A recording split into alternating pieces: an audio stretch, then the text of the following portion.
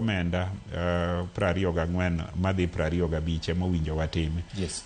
Nyocha wawuok e omenda 24 pesa mar June wayudo dwe mokalo, pesa mar mshahara gi projects mar June higa mokalo cha wayudo dwe mokalo, koserumo koselor pesa mobiro no. Yes.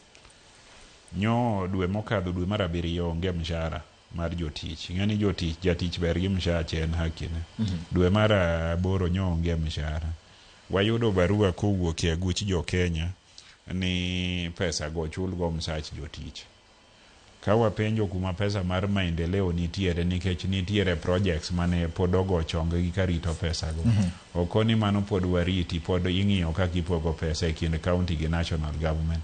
Wan koro watime ang'o rito e yo machuok gik madeko momiyo projects ok chopi en pesa no ok bi mapiyo kaka dwarore. Wan waher timo gigo mondo watiek. Ibro neno report control of budget. Yes. Kata auditor general ka wacho ni ni county ni ne okotiyo gi pesa marom kama. An ba duoko ne gimana mpira magioro nago.